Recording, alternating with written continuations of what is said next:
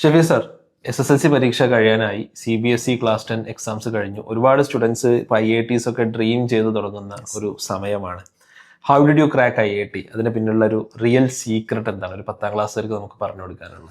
അപ്പോൾ അതിൽ നമുക്കറിയാം IITസിലേക്ക് ക്രാക്ക് ചെയ്യുന്നത് നമ്മുടെ കേരളത്തിൽ നിന്ന് യൂഷ്വലി നമ്പേഴ്സ് കുറവാണ്. പക്ഷെ നമ്മൾ IIT പോകുന്ന സമയത്ത് എൻ്റെ റൂംമേറ്റ്സ് ആയിട്ടുള്ള ഒരാൾ മഹാരാഷ്ട്രയാണ്, ഒരാൾ ആന്ധ്രാപ്രദേശാണ്. അപ്പോൾ നമ്മൾ നോക്കുന്ന സമയത്ത് 12th കൂടെയാണ് ഇന്ത്യയിൽ മെജോറിറ്റി കുട്ടികളും IITയിലേക്ക് എത്തുന്നത്. വളരെ ഇൻട്രസ്റ്റിംഗ് ആയിട്ടുള്ള സ്റ്റാറ്റ്സ് ഉണ്ട്. അതായത് JEE എക്സാമിന്റെ ഹിസ്റ്ററിയിൽ ഒരൊറ്റ തവണ മാത്രമേ റിപ്പീറ്റർ ടോപ്പിൽ വന്നിട്ടുള്ളൂ, 2002 മാത്രം. ബാക്കി എല്ലാ റാങ്ക് 1ഉം +2 തന്നെയാണ്. അപ്പം ഇപ്പൊ നമ്മുടെ ഒരു സ്റ്റോറി അല്ലെങ്കിൽ എൻ്റെ ഒരു സ്റ്റോറി പറയുകയാണെന്നുണ്ടെങ്കിൽ +1 +2 അത്ര തന്നെ നമ്മൾ സ്ട്രോങ് ആയിട്ട് ഡ്രീം ചെയ്ത് ആസ്പയർ ചെയ്തിട്ടൊന്നുമില്ല. ഒരു നോർമൽ എൻട്രൻസ് ഓറിയന്റഡ് ട്യൂഷൻ ബാച്ചിൽ പോയി അങ്ങനെ എൻഡ് ഓഫ് +2 കുറച്ചുകൂടെ സീരിയസ് ആയിട്ട് നോക്കാം എന്നൊരു ആഗ്രഹം വരുന്നത്. അങ്ങനെ ഒരു വർഷം റിപ്പീറ്റ് ചെയ്തിട്ടാണ് IITയിലേക്ക് എത്തുന്നത്. അപ്പോഴും ആ ഒരു +1 +2 നമ്മൾ പഠിച്ചതിന്റെ ആ ഒരു എന്താ പറയുക, ആ ഒരു സ്ട്രെങ്ത്തിൽ തന്നെയാണ് ആ റിപ്പീറ്റേഴ്സ് ബാച്ച് കംപ്ലീറ്റ് ആക്കിയിട്ട് IITയിലേക്ക് എത്താൻ പറ്റുന്നത്. അപ്പോൾ ഞാൻ മനസ്സിലാക്കുന്നത് ഇന്ത്യയിൽ മെജോറിറ്റി ഓഫ് കുട്ടികളും അവരുടെ ഒന്നുകിൽ അവരെന്ത് ചെയ്തിട്ടുണ്ടാകണം, നേരത്തെ ഫൗണ്ടേഷനോടുകൂടി സ്റ്റാർട്ട് ചെയ്ത ആളുകളാവണം, അല്ലെങ്കിൽ 10th കഴിഞ്ഞിട്ട് സീരിയസ് ആയിട്ട് 2 വർഷത്തെ കണ്ടിന്യൂസ് എഫേർട്ട് ഇട്ടിട്ടാണ് ആക്ച്വലി IITയിലേക്ക് എത്തുന്നത്. അവിടെ തന്നെ നമ്മൾ മാത്തമാറ്റിക്സ് ബേസ്ഡ് ആയിട്ടാണ് ബേസിക്കലി JEE എക്സാം നമ്മൾ നോക്കേണ്ടത്. അപ്പൊ അതിന്റെ ഒരു ഇമ്പോർട്ടൻസും അവിടെ വരുന്നുണ്ട്. ഇപ്പൊ നമ്മള് കേരളത്തിൽ നിന്നുള്ള ആളുകൾ നോക്കുമ്പോൾ IIT മദ്രാസിലടക്കം മലയാളികൾ ആക്ച്വലി വളരെ കുറവാണെന്നുള്ളത് നമ്മളൊക്കെ പഠിച്ചിരുന്ന സമയത്ത് തന്നെ കുറവാണ്. ഓരോ വർഷവും മാക്സിമം 200, ഇപ്പൊ 200, 220 ആളുകളാണ് ടോട്ടൽ ഒരു 18,000-ലൊക്കെ എത്തുന്ന മലയാളികളുടെ എണ്ണം. What's the reason for that? എന്തായിരിക്കും അതിനുള്ള റീസൺ? കാരണം ഞാൻ ചോദിക്കാൻ കാരണം കേരളം പൊതുവെ എല്ലാത്തിലും നമ്പർ 1 ആണെന്നുള്ളത് നമ്മൾ പറയാറുണ്ട്. ഇത് നമ്പർ 1 ആണ്, ഹെൽത്തിലും എഡ്യൂക്കേഷൻ ഇൻഫ്രാസ്ട്രക്ചറിലൊക്കെ നമ്പർ 1 ആണ്.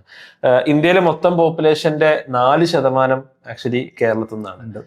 പക്ഷേ IITസിൽ ക്വാളിഫൈ ചെയ്യുന്നതിന്റെ ടോട്ടൽ 1% മാത്രമേ മലയാളികളുള്ളൂ. സോ ദാറ്റ്സ് എ വെരി എന്താ പറയാ, ഒരു അണ്ടർ പെർഫോമൻസിന്റെ ഒരു പീക്കിലാണ് എന്നുള്ളത് നമുക്ക് കാണാൻ സാധിക്കും. And what's the reason? അതിൽ ഒരു റീസൺ മെയിൻലി ഇപ്പൊ മറ്റ് സ്റ്റേറ്റുകളുമായിട്ട് കമ്പയർ ചെയ്യുകയാണെന്നുണ്ടെങ്കിൽ, ഞാൻ നേരത്തെ പറഞ്ഞ പോലെ തന്നെ ഞങ്ങളുടെ കൂടെ ബാച്ച്മേറ്റ്സ് ആയിട്ടുള്ള ആളുകളൊക്കെ നോക്കുന്ന സമയത്ത് അവരെല്ലാവരും +2 കൂടെ തന്നെ ക്രാക്ക് ചെയ്തിട്ടാണ് ഇവിടേക്ക് എത്തുന്നത്. എസ്പെഷ്യലി രാജസ്ഥാൻ, ആന്ധ്രാപ്രദേശ്, തെലങ്കാന, ഈവൻ ഉത്തർപ്രദേശ്, ബീഹാർ അടക്കം ബെറ്റർ ദാൻ കേരളയാണ്. അപ്പൊ അതിൽ ഒരുപാട് ആളുകൾ നല്ല ഫൗണ്ടേഷനോടുകൂടി തുടങ്ങുന്ന ആളുകളാണ്. 6th മുതൽ അല്ലെങ്കിൽ 8th മുതൽ 9th മുതൽ തന്നെ അവർ പഠിക്കുന്ന സിലബസിൽ കോമ്പറ്റേറ്റീവ് ആയിട്ടുള്ള എക്സാംസ് ഒക്കെ എഴുതി വരുന്ന ആളുകളാണ്. അപ്പൊ അതിന്റെ ഒരു അഡ്വാൻറ്റേജ് എന്തെന്ന് ബാക്കി സ്റ്റേറ്റിലുള്ള കുട്ടികൾക്ക് ആക്ച്വലി ഉണ്ട്. രണ്ടാമതായിട്ടുള്ളത്, നമ്മൾ ആ ഒരു JEEക്ക് പ്രിപ്പയർ ചെയ്യാന്ന് പറഞ്ഞു കഴിഞ്ഞാൽ തന്നെ ആക്ച്വലി കുറച്ച് ഡിഫറെന്റ് ആയിട്ടുള്ള ഒരു ടൈപ്പ് ഓഫ് പ്രിപ്പറേഷൻ ആണ്. നമ്മുടെ ഒരു നമ്പർ 1 പ്രയോറിറ്റി അതായിരിക്കണം. മറ്റേ നമ്മൾ സ്കൂളിലൊക്കെ പോയിട്ട് അവിടുത്തെ ട്യൂഷനൊക്കെ കഴിഞ്ഞ് അവിടെ നല്ല മാർക്കൊക്കെ വാങ്ങിയതിന് ശേഷം കിട്ടുന്ന സമയം JEEക്ക് വേണ്ടി മാറ്റിവെക്കാം എന്ന് പറയുന്നത്. അതായത് മലയാളികളുടെ മൊത്തത്തിലുള്ള ഒരു കാഴ്ചപ്പാട് എന്താണെന്ന് വെച്ചാൽ നമുക്ക് 12th കഴിഞ്ഞിട്ട് നോക്കാം എന്നുള്ളതാണ് അല്ലേ? അപ്പൊ ഇത് ശരിക്കും ഒരു വലിയൊരു പ്രശ്നമല്ലേ? കാരണം ഇത് കുട്ടികൾക്ക് പ്രഷർ കൊടുക്കുന്നില്ല എന്നുള്ളതാണ് നമ്മൾ ജനറലി പറഞ്ഞത്. പക്ഷെ ആക്ച്വലി നമ്മൾ ചെയ്യുന്നത് എന്താ വെച്ചാൽ, ഇപ്പൊ ഒരാൾ 12th കഴിഞ്ഞു എന്ന് വിചാരിക്കുക, JEE എക്സാം വരുന്നത് ജനുവരിയിൽ, അടുത്ത ഒരു ജൂണിൽ ഒരാൾ റിപ്പീറ്റ് ചെയ്യാൻ തുടങ്ങിയാൽ 6 മാസം മാത്രമാണ് അയാൾക്ക് കിട്ടുക. ഒരുപാട് റിപ്പീറ്റേഴ്സ് കാണുന്നുണ്ട്, അവർക്ക് കമന്റ് ചെയ്യാം. ഈ 6 മാസം കൊണ്ട് കിട്ടുന്നതിനേക്കാളും എത്രയോ സുഖകരമാണ് നമ്മൾ നേരത്തെ സ്പേസ് ഔട്ട് ചെയ്ത് അവരുടെ പ്രിപ്പറേഷൻ തുടങ്ങിയാൽ എന്നുള്ളതാണ് അതിന്റെ യാഥാർത്ഥ്യം എന്നുള്ളത്.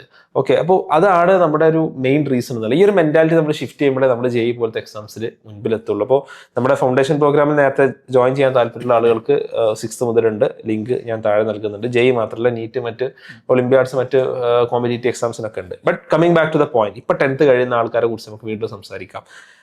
നമ്മൾ എക്സാംബേയിൽ JEE പ്രോഗ്രാം ക്ലാസ് 11th വേണ്ടി തുടങ്ങിയിട്ടുണ്ട്. എന്താണ് അതിന്റെ peculiarity and how it is differing from other platforms across Kerala? ഇപ്പൊ പറഞ്ഞ പോലെ തന്നെ നമ്മൾ കേരളത്തിൽ JEEക്ക് റിസൾട്ട് ഇല്ലാത്തതിന്റെ അല്ലെങ്കിൽ കമ്പാരിറ്റീവ്ലി കുറവായതിന്റെ ഒരു 1% മാത്രമാണ് ഇപ്പോൾ IITയിലേക്ക് എത്തുന്നത്. അതിന്റെ റീസൺസിൽ ഒന്ന്, നമ്മുടെ കുട്ടികൾക്ക് നമുക്ക് എന്ത് ചെയ്യാൻ പറ്റുന്നില്ല, നല്ല ഫൗണ്ടേഷൻ ഹൈസ്കൂളിൽ നിന്ന് ബിൽഡ് ചെയ്ത് കൊടുക്കാൻ പറ്റുന്നില്ല എന്നുള്ളതാണ്. രണ്ടാമത്തെ reason, actually JEE exam demand ചെയ്യുന്ന ഒരു ഇന്റൻസിറ്റിയിലുള്ള പ്രോഗ്രാമുകൾ വളരെ കുറവാണ് കേരളത്തിൽ, വളരെ കുറവാണ്. അപ്പൊ ഒന്ന്, നമുക്ക് നല്ല ടീച്ചേഴ്സ് വേണം, നല്ല ക്വാളിറ്റി, നല്ല ലെവലിൽ തന്നെ ക്ലാസ്സുകൾ എടുക്കാനും നല്ല പ്രോബ്ലം സോൾവിങ് അപ്രോച്ചിലൂടെ കുട്ടികളെ കൊണ്ടുപോകാൻ പറ്റുന്ന ടീച്ചേഴ്സ് വേണം.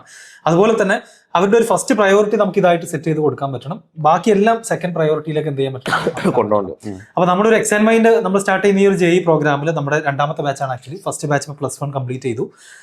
ഈ ഒരു ബാച്ചിന്റെ പ്രത്യേകത ഒന്ന്, ഇതിൽ ക്ലാസ്സുകൾ എടുക്കുന്നതൊക്കെ IITiansഉം NITiansഉം ആയിട്ടുള്ളൊരു ടീമാണ്. ആൻഡ് വളരെ ചെറിയ ടീമാണ്. യൂഷ്വലി നമ്മൾ ഈ ഓഫ്ലൈനിലൊക്കെ പോകുന്ന സമയത്ത് ഒരുപാട് ടീച്ചേഴ്സ് ഉണ്ടായിരിക്കും ഒരു സബ്ജക്റ്റിന് തന്നെ. അതിൽ തന്നെ ചിലപ്പോൾ ആദ്യത്തെ ചാപ്റ്റർ ഒരു ടീച്ചർ സ്റ്റാർട്ട് ചെയ്യും, അടുത്ത ആഴ്ച 3ാമത്തെ ചാപ്റ്റർ മറ്റൊരു ടീച്ചർ സ്റ്റാർട്ട് ചെയ്യും. അങ്ങനെ പാരലലി ഒരു സബ്ജക്റ്റിൽ നിന്ന് തന്നെ 3-4 ചാപ്റ്റർ ഒക്കെ അങ്ങനെ റൺ ചെയ്തുകൊണ്ടിരിക്കും. അപ്പൊ ഇവിടെ ഇത് ആക്ച്വലി ഒരു എക്സ്ക്ലൂസീവ് ആയിട്ടുള്ള ഒരു സിംഗിൾ ബാച്ചാണ്.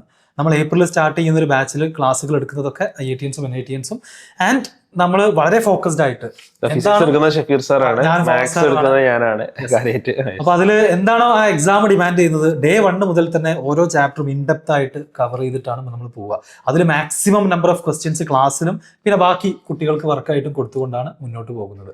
അപ്പൊ അത് എന്ത് ചെയ്യാൻ പറ്റും, നമ്മുടെ നല്ലൊരു നമ്പർ ഓഫ് കുട്ടികൾ എന്ത് ചെയ്യുന്നുണ്ട്, ആ ഒരു ട്രാക്കിൽ ആക്ച്വലി വന്നിട്ടുണ്ട്. ജെയിൽ ഏറ്റവും പ്രധാനപ്പെട്ടത് പ്രോബ്ലം പ്രാക്ടീസിങ് ആണ്, റൈറ്റ്? ഈ ക്വസ്റ്റ്യൻ പ്രാക്ടീസിന് വേണ്ടി നമ്മുടെ ജെയ് ബാച്ചിൽ എന്തെല്ലാം സൗകര്യങ്ങളാണ് ഒരുക്കിയിട്ടുള്ളത്, എങ്ങനെയാണ് അത് പ്ലാൻ ചെയ്തിട്ടുള്ളത്? അപ്പോൾ അതിൽ ഒന്നാമതായിട്ട് തിയറി പഠിക്കുക അല്ലെങ്കിൽ ക്ലാസ്സുകൾ കാണുക എന്നുള്ളത് ആക്ച്വലി അതിന്റെ ചെറിയൊരു പാർട്ടാണ്. ഇപ്പൊ പറഞ്ഞ പോലെ തന്നെ ബാക്കി മുഴുവൻ കുട്ടികളുടെ ഒരു പ്രോബ്ലം സോൾവിങ് എബിലിറ്റി ഇംപ്രൂവ് ചെയ്യുക എന്നുള്ളതാണ്.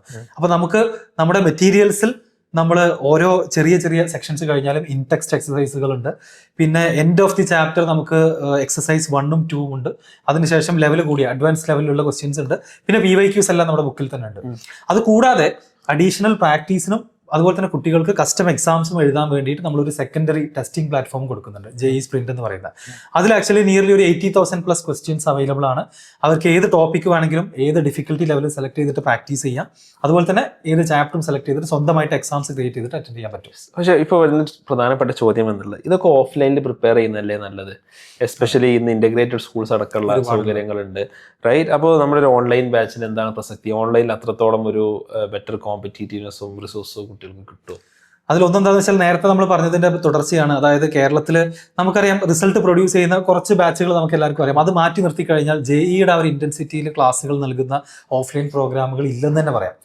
എസ്പെഷ്യലി സ്കൂളിന്റെ അടുത്തുള്ള ഒരു എൻട്രൻസ് ഓറിയന്റഡ് ഓഫ്ലൈൻ ട്യൂഷൻ ബാച്ചിലാണ് പലരും ജോയിൻ ചെയ്യാം. അത് ആക്ച്വലി ഒരു സ്കൂൾ ട്യൂഷൻ തന്നെയാണ്.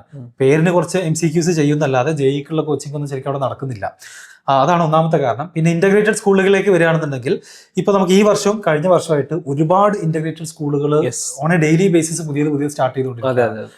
അപ്പൊ അതിലൊരു റിയാലിറ്റി എന്ന് പറഞ്ഞു കഴിഞ്ഞാൽ അവിടെ ജോയിൻ ചെയ്യുന്ന 60 കുട്ടികൾ ഒരു ബാച്ചിൽ നമ്മൾ എടുക്കുകയാണെന്നുണ്ടെങ്കിൽ അതിൽ മേ ബി ഒരു 55 സ്റ്റുഡൻസ് അല്ലെങ്കിൽ ഒരു 5 സ്റ്റുഡൻസ് ആണ് ആക്ച്വലി JEEക്ക് വേണ്ടിയിട്ട് ഡ്രീം ചെയ്തൊക്കെ വരുന്നുണ്ടാവുക. ബാക്കി ആളുകൾ ഓക്കെ ഒരു ഓളത്തിൽ അങ്ങനെ പാരന്റ്സ് നിർബന്ധിച്ചിട്ടോ അല്ലെങ്കിൽ ഫ്രണ്ട്സിന്റെ ഒരു പ്രഷർ അല്ലെങ്കിൽ വീട്ടിൽ നിന്ന് കുട്ടികളെ ഒഴിവാക്കാനൊക്കെ വേണ്ടിയിട്ടൊക്കെ ഇന്റഗ്രേറ്റഡ് സ്കൂളുകളിലേക്ക് +1 മാറ്റുന്നവരുണ്ട്. അപ്പോൾ ആ ഒരു ബാച്ചിലെ കുട്ടികളുടെ ക്വാളിറ്റി ആയിരിക്കും അവിടെ ക്ലാസ്സുകൾ എടുക്കുന്ന ലെവൽ ഉണ്ടാവുക, അവിടെ നടക്കുന്ന എക്സാമിനേഷൻസിന്റെ ലെവൽ ഉണ്ടാവുക. അപ്പോൾ നമ്മുടെ ബാച്ച് ആക്ച്വലി നമ്മുടെ എക്സാമിന്റെ ഫൗണ്ടേഷൻ കഴിഞ്ഞ് വരുന്ന കുട്ടികളും അതുപോലെ തന്നെ നമ്മളൊരു ബേസിക് ടെസ്റ്റ് നടത്തിയിട്ട് സെലക്ട് ചെയ്തിട്ടുള്ള സ്റ്റുഡൻസ്. എല്ലാവരും ഈ പ്രോഗ്രാമിൽ സെലക്ട് ചെയ്യില്ല. നമ്മൾ ബാച്ചിൽ ഒരു 1000 ആൾക്കാരോ 2000 ആൾക്കാരൊന്നും ഉണ്ടാവും, ഒരിക്കലും ഇല്ല.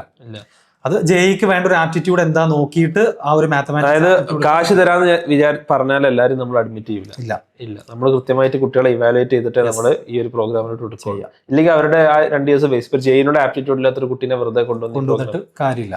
അപ്പൊ അതാണ് ഇന്റഗ്രേറ്റഡും ഓഫ്ലൈനൊക്കെ ചൂസ് ചെയ്യുന്ന സമയത്ത് നമ്മൾ എക്സ്പെക്ട് ചെയ്യുന്നത് ഓഫ്ലൈനിൽ നല്ല ക്വാളിറ്റി കിട്ടുന്നതാണ്. പക്ഷെ അത് ടീച്ചേഴ്സിന്റെ ക്വാളിറ്റി ആയാലും പിന്നെ ഓവറോൾ ബാച്ചിന്റെ ക്വാളിറ്റി ആയാലും ആക്ച്വലി കുറവാണ്, പല സ്ഥലങ്ങളിലും കുറവാണ്, എക്സെപ്റ്റ് ഫോർ എ ഫ്യൂ. ബാക്കി എല്ലായിടത്തും കുറവാണ്.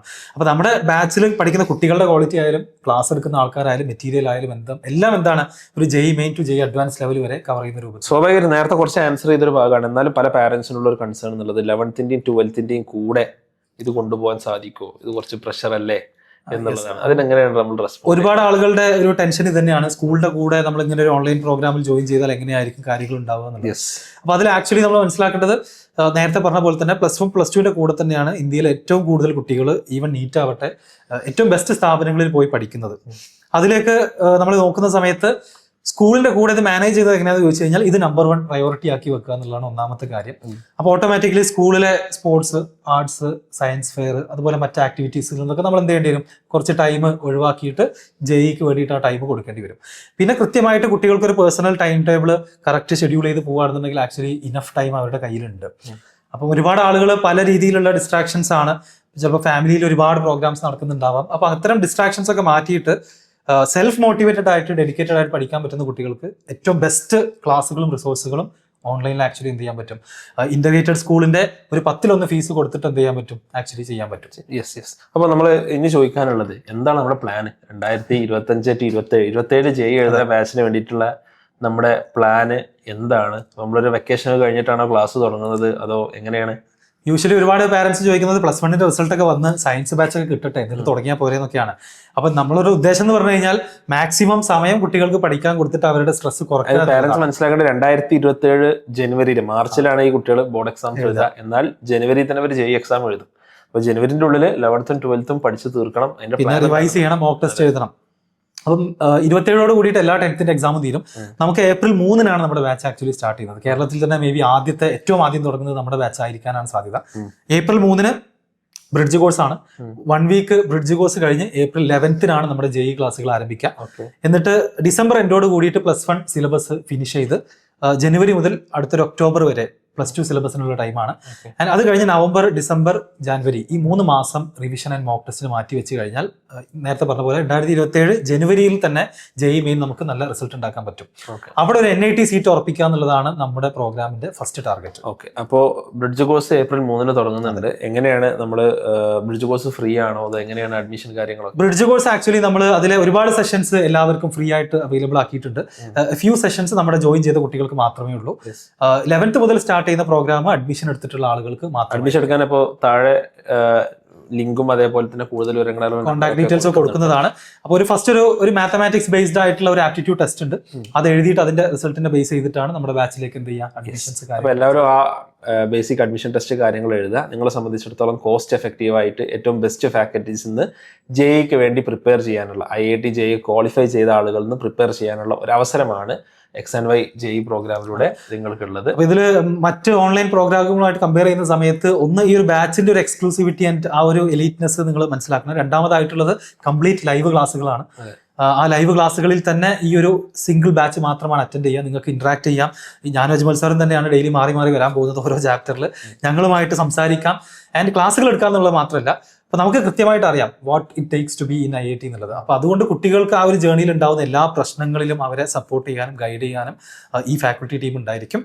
ആൻഡ് കൃത്യമായിട്ടുള്ള മെന്റർഷിപ്പ് ഇതിൽ ജോയിൻ ചെയ്ത കുട്ടികൾക്ക് പ്രോപ്പറായിട്ട് അവരെ വീക്ക്ലി തന്നെ ഫോളോ അപ്പ് ചെയ്യാനും കോൾ ചെയ്യാനും ഒക്കെ ഉള്ള നല്ലൊരു മെന്റർഷിപ്പ് സിസ്റ്റവും നമുക്ക് ആക്ച്വലി ഫൗണ്ടേഷനിലുള്ള കാര്യം തന്നെയാണ്.